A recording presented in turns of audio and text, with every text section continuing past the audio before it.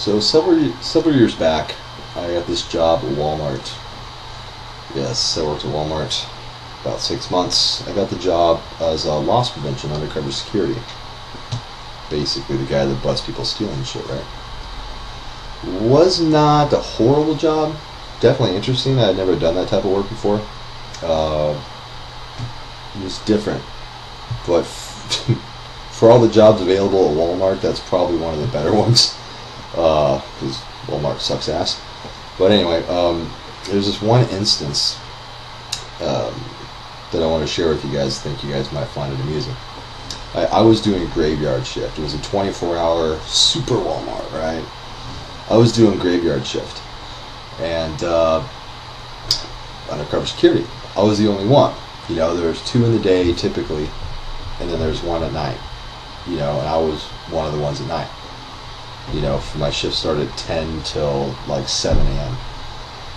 Anyway, you know, I'm following some punks around who have like these razor blade cartridges that they're acting like they're going to steal, right? Those are very commonly stolen items. Actually, the most commonly stolen things are shaving cartridges, batteries, pregnancy tests, condoms. Those are the main ones. Occasionally electronics, but those are the commonly stolen because they were small and easy to conceal, and they're fucking expensive. All those things, you know, people don't like to pay for them. Can't say I blame them, but I needed a job. Well, anyway, I'm following these dudes around, and I'm like in sporting goods, and you know they're gonna steal this shit. You can tell. You kind of get a feel for what people do when they start meandering around and pretending like they're looking at shit, but they're actually looking to see if nobody's watching. Anyway, I got a call over the intercom. Code 6, the front door left. Code 6, front door left, which meant that somebody was making a break for it. Oh, fuck. And, you know, that's exciting, because that means somebody's, like, making a break for it, just walking out with shit and making it really obvious, right? So, the problem was, though, is sporting goods on Caddy Corner, okay? And Walmart is, I don't even know how big this motherfucking Walmart was. It was at least 100 yards wide, okay? You know, possibly bigger, I don't know. But what I do know is my ass had to run full speed all the way from the farthest end of Walmart to the opposite end. And what this dude did, I didn't know it at the time, but this is, you know, I watched the cameras and shit because we ended up prosecuting him. What he did was very ballsy, and he came inches from getting away. He walked into where they keep the bicycles and shit, kind of next to sporting goods. I didn't see him, but he pulled the fucking mountain bike, like the most expensive one, like the really expensive ones we had locked up. But he pulled like the most expensive one he could get, jumped on it, rode it through the store down to the liquor aisle. And in Phoenix, Walmart sells hard liquor openly. At least they did. He grabbed a couple bottles of something, some sort of whiskey or gin or whatever, a couple bottles of booze, and then on the bicycle made a break for the door. The dude was just going to fucking boom, and it's actually a pretty clever idea because, yeah, he can ride his bike faster than I can run typically, except that he was fat and he was drunk. He's a Native American dude. Not trying to be stereotypical, but yeah, in Phoenix, you find a lot of overweight, drunk Native Americans. Anyway, long story short is man, it was like WWF style, like professional wrestling style. I was running, I saw that dude, and I'm like cutting through like women's apparel, domestics, you know, fucking knocking shit over and shit. Because I hadn't like busted anybody for a while, and I knew it was gonna be my ass. They would have been like, "Were you fucking off?" You know. So it was like basically I felt like my jaw was on the line. So I put everything I had to it, even though I thought it was very funny that he did it. When I caught him at the door was already propped open. It was like some guy who was pushing carts in or something. So he had like a straight shot. He didn't have to wait for the door to open. Like he was going. I fucking like gave him like this flying clothesline, like slow motion. Clothesline this dude off the bicycle, right? Boom! And this is like right in the little door space. Because, well, we have regulations about what we're allowed to do when they're outside of the store. But anyway, knocked him down. We both fell. the fucking bottles of booze, there's two, we had two of them, they're both glass, they broke.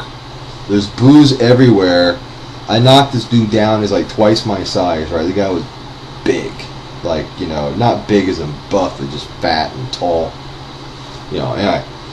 Knocked this dude off the bike. We're rolling around, because I'm trying to grab this guy and detain him. We're rolling around in the glass and shit. Fucking booze everywhere, all on me, all on him. Rolling around the glass, there's glass in both of our arms and shit. And I'm just like holding on to this guy, and this guy like has like superhuman strength, man. I'm holding on to him, and he like stands up, and he continues to run through the parking lot. He's got glass and shit all in his arms. He's running, and I'm holding on to this guy piggyback style. Like, if he really wanted to, he could have fucked me up, but he didn't. He's just trying to get away. Understand that.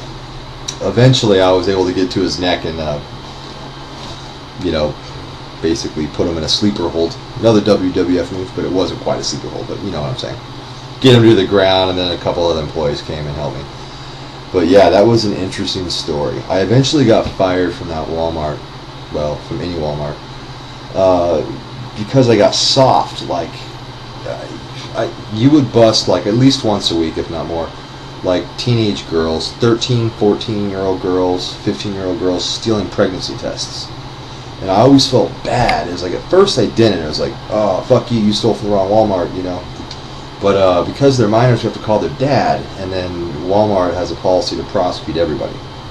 Okay, unless they're like a small child that like stole some bubble gum. Other than that, basically, the rule of thumb is if they're over the age of 10, we prosecute, or they prosecute. I was like, wait. But towards the end of my job, I started to like kind of get a little lax, and there's this one particular girl. Like, a lot of people would start crying. You don't even imagine how people would start crying.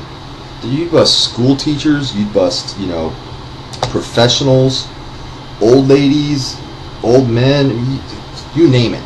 People that like to steal regardless of their age or their profession.